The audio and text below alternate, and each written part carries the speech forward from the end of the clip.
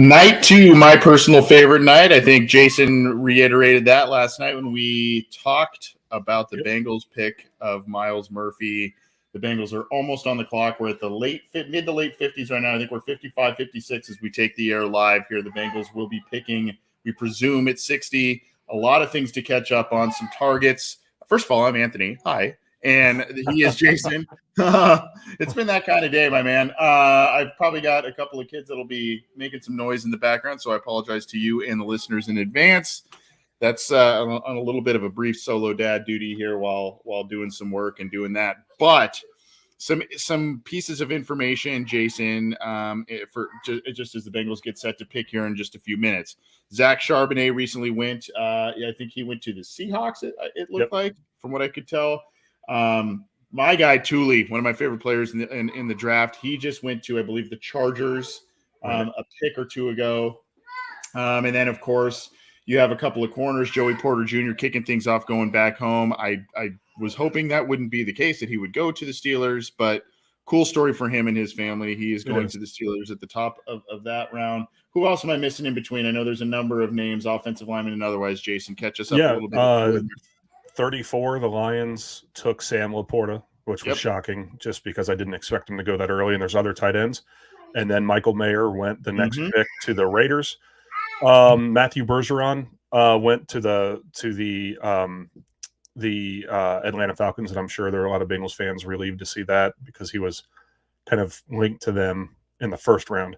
Luke Musgrave is gone. Cornerback Julius Brents, Cody Mauch, Cody Mauch, I think. Mauch. Yeah.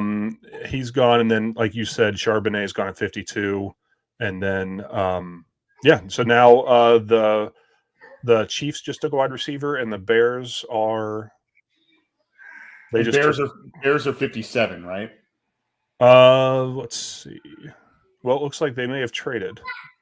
Unless I'm seeing something. The Chiefs are taking some interesting players, some guys that have kind of been off the radar a little bit. Rashae Rice just taken out of a wide receiver out of SMU, not a guy that's got a ton of run comparative to other players. And then they took the defensive lineman from Kansas State at the end of the first round there too. So a couple of guys not from giant programs and not really the big names comparative to some of the others. But Branch, the safety, is gone. Big run on tight ends, and this is what I said earlier. Unfortunately, sitting and waiting and having a lot of quality players, fall your way potentially in the first round works pretty well. You're oftentimes you're going to find a guy or two where you go, hey, that we didn't expect this guy to be here. Unfortunately, it just seems on night two, particularly round two, a lot of guys where you go, man, there's a lot of leftovers here that could have been fringe first round guys or should have been in the first round. And they go on a run. And you saw that it's kind of what's happened here. And unfortunately, some of them have been in the positions that the Bengals have needed tight end. Darnell Washington, a name to watch, though. Yeah, Darnell Washington is available still. As far as cornerbacks go, Keely Ringo, DJ Turner, and then you also have Adibawar War is available. Well, they took Myles Murphy last night. I don't know if they'd really be in on another edge defender, but it would probably be interior defensive lineman if they probably did something like that. Yeah. Yeah, but Darnell Washington and then also Tucker Kraft, both available. So Tucker Kraft, I think round two is a little too early for the other tight end out of Old Dominion, Kuntz. Another guy that has a lot of skills, athleticism, et cetera. So, I think it's still a little early for that.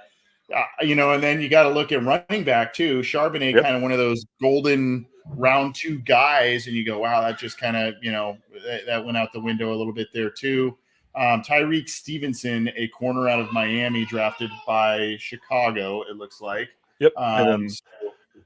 They traded up. Oh, I'm sorry. I was just going to say they traded up with the Jaguars, and then the Giants are about to announce their pick right now. I think I might be ahead of you a little bit. So yeah, I think sorry about that. No, that's okay. I'm on a stream that appears to be delayed. Here's the thing too. Some teams have called Dove Kleiman he's kind of an NFL insider. Mm-hmm. He reported a handful of hours ago that a lot of teams have had discussions with the Cincinnati Bengals to trade Jonah Williams, the Jaguars being one, but then they drafted, who was it they drafted? Anton Harrison. Anton Harrison. Yeah. Thank you. And so again, Jonah watch is under effect here in the next couple of hours. I would think that, if you're going to deal him tonight, you're hoping to get a pick from tonight somewhere. But again, and now did Dewan? I didn't see Dewan Jones go Nope. yet. He's still there, and it would be interesting if the Bengals went that route. You would just assume that it means that they're actively working on dumping Jonah, but we'll see here what the Cowboys are about to select here.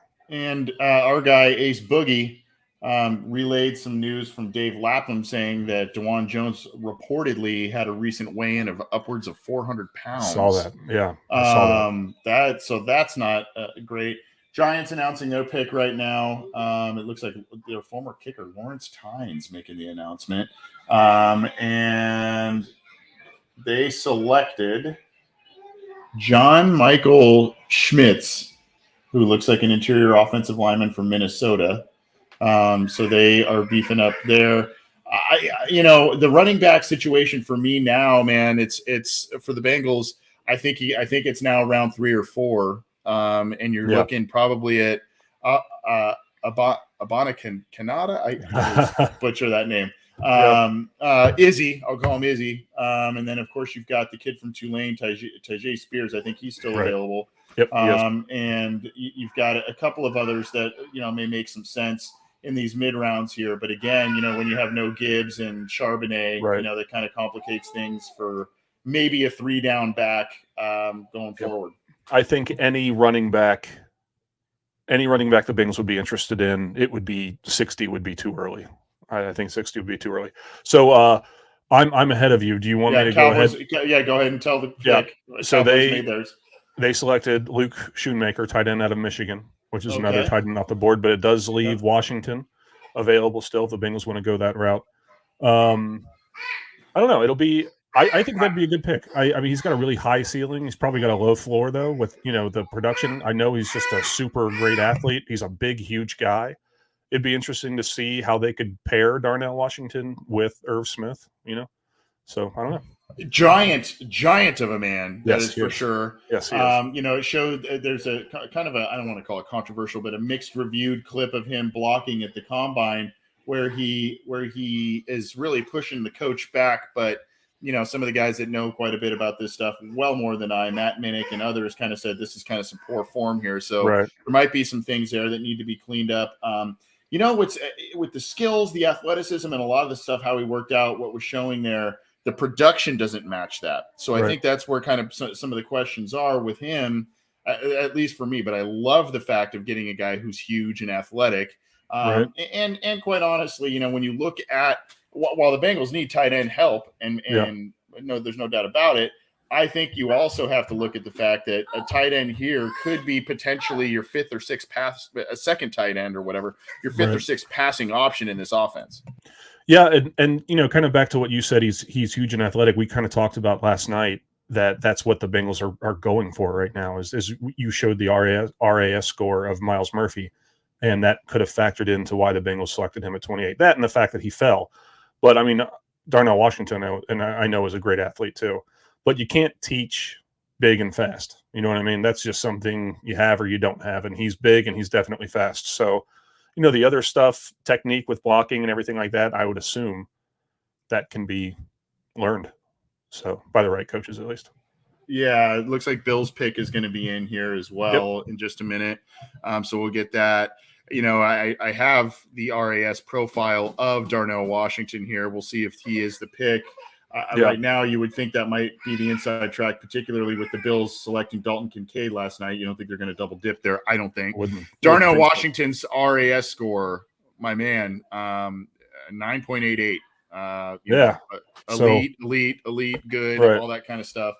By the way, last night I was pretty tired and I made a little bit of a mistake on what we were talking about with Myles Murphy's RAS. I was pointing out the 9s on there and I was like, that there's no way that he timed that. That was the actual score given. I was being a dummy about that. So he actually ran, I think, a 4.5 plus, which was excellent, did Myles Murphy. We plan on going a little bit more film and whatnot with him, and I apologize for my son who's a little unhappy. He's in his little playpen thing. He's He wants out, the poor little guy. So the Bills, did they select? It's a commercial break for me right now. I already know who the Bengals selected, so I mean, okay. But the Bills pick hasn't been made, at least on TV where I'm watching. But the other thing you said about DeJuan Jones weighing in at around 400 pounds, it gives me like traumatic memories of Andre Smith running at the combine without a shirt, which was completely unnecessary. Oh gosh, yes. So the Bengals pick. Yeah. Okay. Do we want to announce that, since I don't think the TVs have announced it yet? Do we want to be the spoilers? Because I'm assuming it's getting going early on Twitter, and I think yeah. So do you want to go ahead and do it? Good, let's do it. Let's do it. I'm on borrowed time right now with my kids crying. I hear you. It is. Oh, sorry. Here. It is. DJ Turner, cornerback out of Michigan. Okay. So yeah. Okay. So they get their corner. They get their. Here the Bills selection. Well, either way. Who did the Bills select? He's walking up to the podium right now. But with DJ Turner, what I was going to say is they get their. They get some depth to the secondary that absolutely doesn't have any depth right now. We don't know how healthy Chidibe Awuzie is going to be. DJ Turner steps in, and then if you kind of assume that Awuzie is going to leave in free agency just because the Bengals are going to have the money to pay to keep him around, and you figure that DJ Turner probably steps in there, plays out of absolute shocker for you here. Okay. Let's. There is a theme, ladies and gentlemen, with the Cincinnati Bengals, and particularly picks they have made in recent classes. And RAS. I hate to keep kind of pounding this. Like, a lot of people use PFF as kind of their scripture, so to speak, football scripture. Yeah. And RAS. RAS tells you, but look at that, a 9.59. Yep. This is as of March. So the size isn't really there at 5'11" and sub 180. But you've got the speed. Wow. Yep. 20-yard splits and vertical and everything. Yeah. So this is a guy that provides a hell of a lot of speed and athleticism for the Bengals and potential depth. You've got Cindy Jones. You didn't bring back Eli Apple. This might spell for sure the end of Eli Apple in Cincinnati. I would think so. in case it wasn't already. Yeah. So that is what. And hey, look, a lot of people are going, I don't know why they would go corner. They've just value that position, guys. That is an elite position to them and across the board in the league. So this is why this makes sense. Somewhat local guys, so they're in terms of playing in Michigan, so kind of a little bit outside of the backyard, but a guy they're familiar with. Yeah. And again, you cannot teach athleticism. That's something that DJ Turner is just going to have that you can't force someone else to have. So you can teach him how to play with different technique. You can teach him, different coverages, but you can't make him any faster than he already is. So it's a big deal. I think it's a good pick. I am Lou Anarumo's got to be happier than what. I'm sure he is. Yeah. With how the first two picks have ended up here. Yep.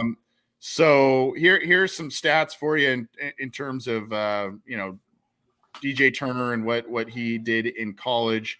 3 career interceptions, just 1 last year, 2 from the year prior, and then did have one of those returned for a touchdown in 21. 17 passes defended, including 10 last year. So you like that. 1 fumble recovery last year as well. 36 total tackles in there. So a guy that he's around the ball. He'll get his hands on the ball. Not an interception machine at the college level, but a guy who's broken up some passes and has a lot of athleticism and tools. Yep. The only thing that this makes me worry about now is that I do worry about the tight end prospects in the draft. I know there's some guys left for the 3rd round, but I really liked Darnell Washington a lot. I like the idea of watching a man the size of a mountain run around on the field, catching passes. As far as DJ Turner goes, Lance Zierlein says his NFL comparison is Avonte Maddox.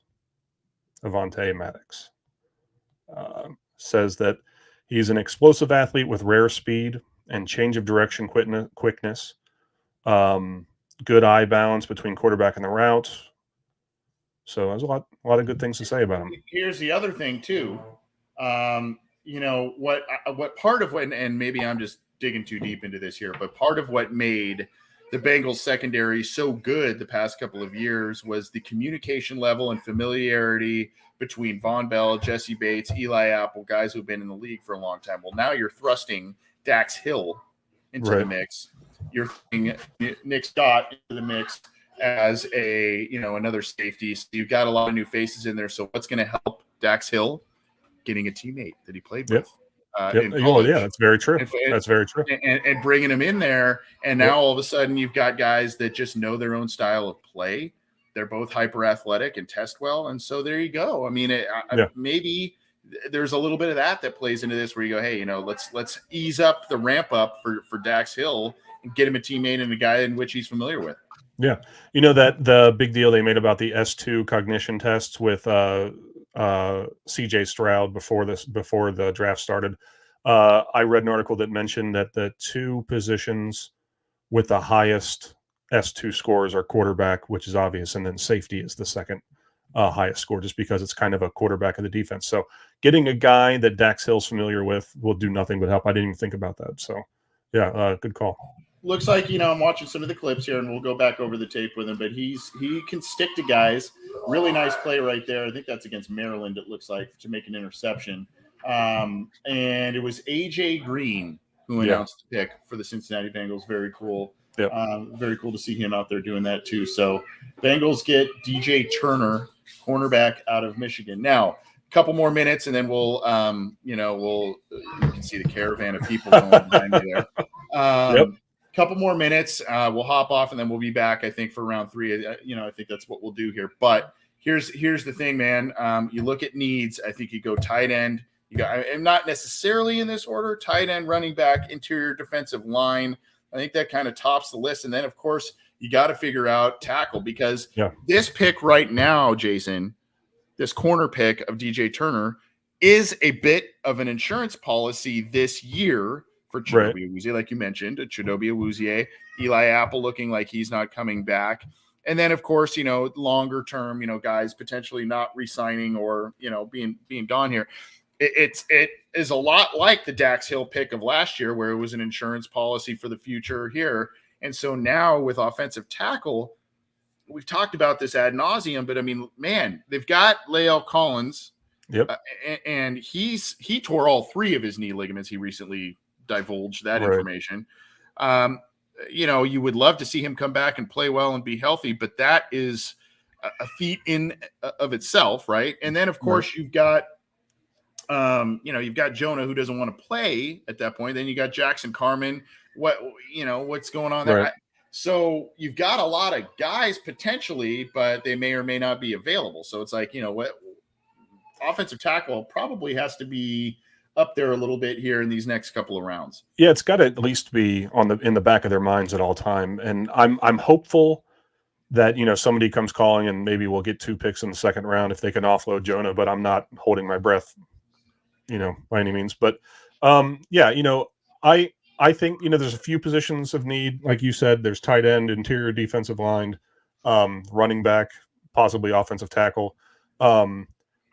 I think my guess is they're just sitting back, and there's players that are falling, and someone that they're comfortable with will at one of those positions will be available. So it's almost like, hey, we've got a group of positions we're targeting. It's not going to be quarterback, probably not wide receiver very high. So in these first few rounds, they're playing the waiting game. They're seeing who falls, and they go, okay, now here's a handful of guys we like. Let's take a look at the athleticism and how they scored on these things. Positional value, reigns supreme as well, but let's take a look at how these guys tested in a lot of areas, and then they go, okay, that's the best value. That's the guy who has the highest potential because of the tape, but how they tested as well. Right, absolutely. I don't know. It'll be interesting to see what they decide to do in the third round. How do you feel? Do you like the DJ Turner pick? Are you happy? So last night I think we were both like, when it when they made the Miles Murphy pick, I think we were both like, oh. And I feel that was an unfair reaction because, as you look more into him, you're like, there's a high potential here. Young guy, tested well, as we noted. And I went on a show after ours, and late last year, a guy who kind of fell a little bit, known as one of the better pass rushers. He was drafted late in the first round. The Jets got him, Jermaine Johnson. Similar type of deal where another guy that's got athleticism and all that kind of stuff and just slid a little bit further. Jermaine Johnson was a guy some people thought would go middle of the first. He ended up going in the 20s. Same with this kid. There's people that were predicted Murphy to go like 17, 16 in that sort of range, and he fell to the Bengals at the back of the first. So, as I slept on it, I kind of was like, I'm more into that pick. I think we both gave it maybe a B+ at the end of last night. Yeah. I'm still kind of in that B+ ish range with that. And I'm kind of I'm a little bit the same way with this one, with DJ Turner. I feel like maybe this is some people are like, what is going on with tight end? I got to tell you something too, Jason. I want to get your thoughts too on this pick. Sure. We said this last night, man. This staff and where Zach Taylor came from in the Rams offensive system, tight ends are just not highly valued. They're just not. You had Gerald Everett in there, who was, a mid-round pick, and he was a somewhat productive guy, but they're just kind of an afterthought to some of these other positions and other players. Yeah. You know what I mean? That's just how it is. And last year, remember there was I can remember going, tight end, Isaiah Likely, Baltimore. I mean, you're going, man, are they going to take one of these guys? And they just didn't. And so now I'm kind of, and Brenton Strange, by the way, now another tight end from Penn State off the board. That was a guy John Sheeran was getting a little earlier buzz than a lot of people thought. So Brenton Strange now off the board at tight end as well.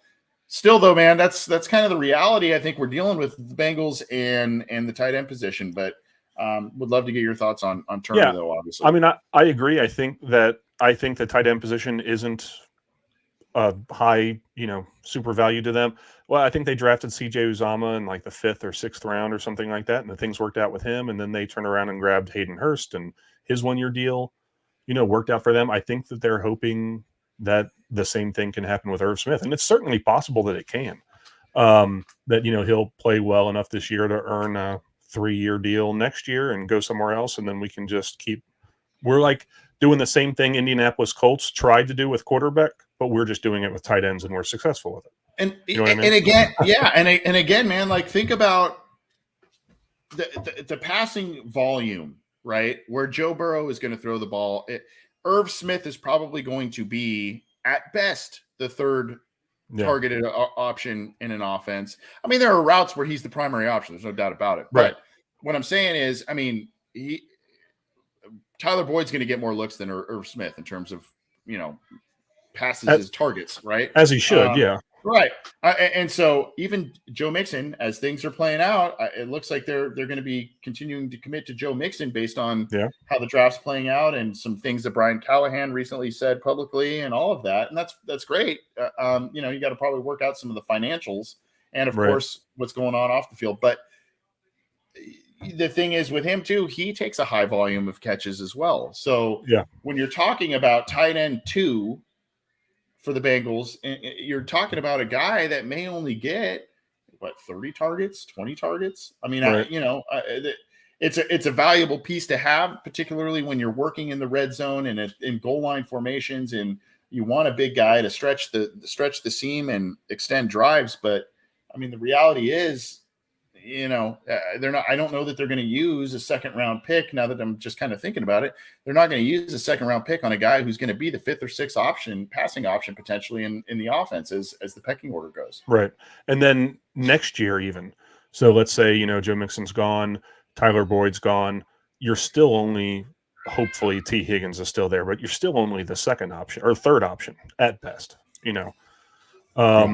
Hopefully, if they're able to keep T. Higgins, that would be nice. But as far as the DJ Turner thing, I like it. I think it's a good pick. It's the same deal. It's a B+ for me as well. Not a super sexy pick, but it's something that they need, and they got it. Good value, I think. So good value. Premium position, and they still have some work to do here. I would like to see them, potentially. I'm a guy who is preferring. I prefer teams to move up, particularly if there's a guy who're like, hey, we really like this guy. I like the aggression. Right. But I mean, they may, if you're talking about running back, if you're talking about tackle, you're talking about defensive tackle, you're talking about, maybe another wide receiver, kick returner, or running back, all that kind of stuff. They've only got five more picks, right? I mean, so Yep. and Marvin Mims, by the way, get to the Broncos. That's a good pick there. I think that's going to be Russell Wilson's new best friend. Really, I think he's a good player. But anyway, yeah. So I almost of the mindset, at what point do you maybe move back and collect a pick, or do you start really, if you're thinking really hard that Jonah Williams has made it very clear, if he has made it very clear, I'm saying that if he has made it very clear internally that he has no intention of playing for the Bengals again, then you maybe got to kind of take what you can get there. And this is kind of strike while the iron's going to be the hottest, right? I mean, yeah. I mean, don't settle for something terrible, but I mean, right. If he is dead set on not playing for the Bengals and not playing right tackle, not playing another snap for the Cincinnati Bengals, your hand's kind of forced, and maybe make the best of a not great situation that's been created, and then you go and fill more needs with picks tonight. Yeah, if he's like if they're 100% positive that he's serious, that he will just sit out and not play, then I just take what you can get. Like you said, just anything. You got to get that $12 million off the books, because you're going to pay him unless you trade him. Basically, you cut him, whatever, he's still going to get paid. So, yeah, how does AJ Green not? Yeah, I know it seems seems a little unjust. Yeah, there, but at any rate, Stefan Hoffman, good loyal listener to the show. Appreciate you. And if you have your prediction, we'll be back in just a little bit here, probably, or at the end of the night. We're kind of still deciding that here. If you had your choice on a position the Bengals next address, what do you take? I think that the next position I'd like to see them take is either running back or tight end. I want to switch to offense. It is depend on who's available. I would doubt that Washington would be there when they go back on the clock, but I'd love to see that pick. Or maybe Spears in the third, something like that. But yeah, I think that a running back or tight end would be my pick, unless they work out a deal where they trade Jonah in the third, and then you could take an offensive tackle. So I think probably the next three picks consecutively, if I'm just going to make some sort of proclamation, I think the next three are probably going to be on the offensive side of the ball. Yeah, I would agree with that. But I mean, the Bengals did the big splash in free agency on the offensive side of the ball in Orlando Brown. So maybe it'll I'll look like a dummy there. I don't know, but I don't see how it couldn't be, unless again, there's someone that just continues to fall that makes way too much sense, in terms of passing up or whatnot. Right. No, I agree. I think they kind of have to go offense at this point. Or, well, they don't have to, but I would assume that they will. So, John saying solid and a work in progress for sure. I don't know if that means because it's capital A. I don't know if that means like grade, letter grade A, or if it just means solid and continuing to be a work in progress. Either way, I understand his lack of excitement. I guess that means Turner being drafted by the Bengals, though, didn't look too promising. Quite honestly, I'm a little away from my TV, so I didn't really see too much of his reaction. I'm just going to choose to believe that he was so happy and excited to be drafted by a contender. He had to wait, man. He had to wait. He's mad. He's mad. I mean, it's these guys go through so much. I mean, we've talked to a number of current players, former players, and I mean, they go through so much throughout this, not only the from basically February to April through the whole process, but they also go through so much this week, and particularly guys that are kind of top guys. Some people are chirping in there, you're going to be a first rounder, you're going to be a first rounder. Well, if you're hanging your hat on that and then you get picked at the back of the second round, right? Things look a little different for you. So, I don't know that he was told that, but there's probably maybe some buzz that he could go back end first or maybe early in the second. And he had to wait. So, maybe that has something to do with it. Maybe it's just utter relief. Maybe he's a mellow guy. I don't know. We don't know him. We don't know him. But, I'm sure he's excited to be drafted regardless. Maybe there's a sentiment. He's like, wow, that's kind of a crowded cornerback room as it currently stands. I don't know. But, hey, he's fulfilling a dream. Congratulations to him. Congratulations to Myles Murphy as well. Yep. Both of those guys, I think, will be, while they'll be backup or rotational guys, I would expect them to have some form of a somewhat prominent role as backup guys, maybe even more so for this kid, Turner, because of the cornerback situation. Right. And, the reality of it is, even though I would have liked to have seen a tight end, like you said, they could be rotational pieces. The two, Turner and Murphy, will probably contribute more than a tight end would have that they would have drafted in the second with the 60th overall pick. Yeah. And here's the thing to look at. And we'll get out of here in just a minute because the third, I think are we almost at the third round? No, I'm on the third. Yeah. Okay. So we're at the third round here, but here's the thing to consider, Jason. I think Kraft is still available, right? Yep. Or did he get taken? No, he's still there. Kraft. And then of course I mentioned Kuntz, the tight end out of Old Dominion. Yep. I'm just doing a quick look to yet again our favorite, one of my favorite go-tos, Tucker Kraft, 9.52 RAS. There you go. Okay. Yeah. And then it's Zach Kuntz, right? Zach Kuntz. And he scored a perfect 10. Wow. So, yeah. So these are guys, I think, if the Bengals, and I think what I say for Darnell Washington, 9.5 something, 9.55. Yeah, 9.55. So, I mean, one of those three guys you hope, if you stay put, one of those three guys you hope lands in your lap here. We'll see. Yep. But, it's hard, it would be hard for them if they feel like they need a tight end. It would be hard for them to be like, we can't deny the scores here, Do you mind looking one more up for me? Let's do it. Josh Wiley. Just curious. I did a profile on him, and I did note this. It was high. I want to say it was in the 9.7s. Okay. Let me see here. I'm sorry, 8.94, so close to 9. Pretty high. Okay. Yeah, pretty high. And then there's also Will Maury, still available too, out of Miami, of Florida. So is that MALLORY? Yep. Yeah. And he is 9.39, it looks like. Okay.